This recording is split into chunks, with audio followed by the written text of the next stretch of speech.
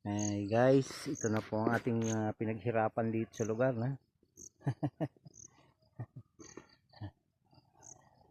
Ito na po. At napakagaganda po ng kanilang tubo. Puro panay okra po yan hanggang dun sa dulo. Ayan po, ang gaganda po nila. Talagang blessings na yan, oh. Grabe, oh. Ang gaganda po ng tubo nila. Ayan, puro okra po yan. Ito rin po ang kamatis, tumubo na rin po. Napakahalaga talaga ng ng tubig, ulan. Ayan. Ah. Ayan na po sila, tumubo na sila, oh. Oh, ayan. Nagkataon po, napakarami pong kamatis niyan. Ayan po, oh. Ayan na. Talagang totoo po yung sabi sa Biblia na ang tao ang nagtanim, ang Diyos na nagpapatubo.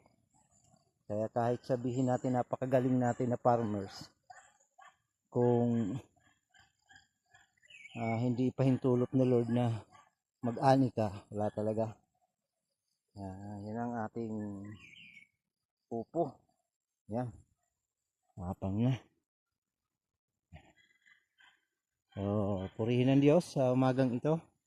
Bago po ako umakyat sa Baguio mamaya, ay bukas, dinalaw ko muna itong aking taniman. Kasi grabe po ang ulan kahapon. Nagbaha po dito. Ayan, oh. Laki po ng ilog. Yan. Kamatis po ito mula doon. Ito. So, ito po ang ating pong buhay. Ministry, farm ministry. Yun lang po. Sabi nga ng iba, baka hindi ka na naliligaw, matanda ka na. Ay, hayaan mo na ang Diyos na magbigay sa akin yan. Seek ye first the kingdom of God and His righteousness, and all these things shall be added unto you. Yun naman ang promise ni Lord sa atin, eh. Naakyat ako dito. Ito, mga tanim ko rin to, oh. Pangsigang ito. Pangsigang. Yung laman yan hinahalo sa sinigang. Ito po ang mahirap dito sa lugar na to. Pero exercise. Biruin mo yan, aakyat ka dito sa bundok. Grabe, ah. Ito po, inaakyatan ko dito mga guys.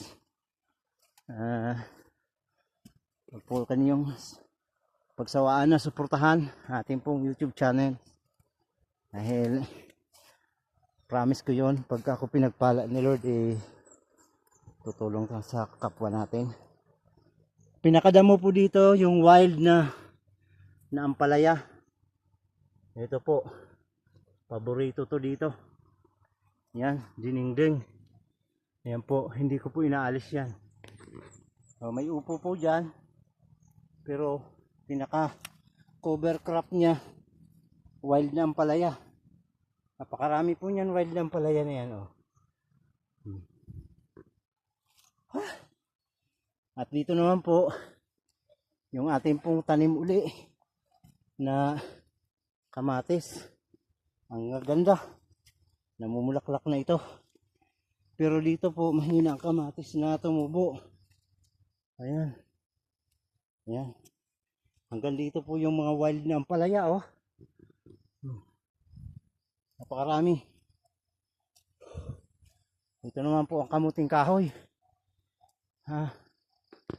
Tanim ko yan, mga kamuting kahoy na yan. Ayan. Sakaling magkagira, may pagkain tayo. Huwag naman po, Lord. Ang tataba. May mga saging. Ito po ang munting farm nandito po ako kahit saan po tayo talagang. Ito po ang ating mga kamatis. Yan, mamumulaklak na. Tatalian ko po yan mamaya kasi natutumba yung iba.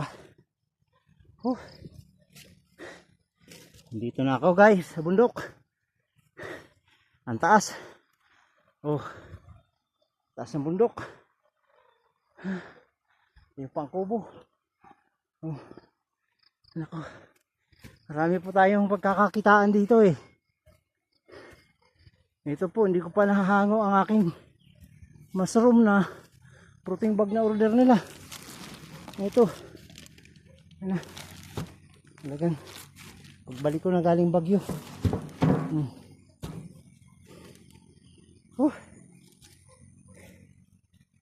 So, purihin ng Diyos. Yung mga talong ko dito. Ay yung sili. Ibunga lang yung sili. Mga talong, wala nang bunga. Hello lang guys. Good morning.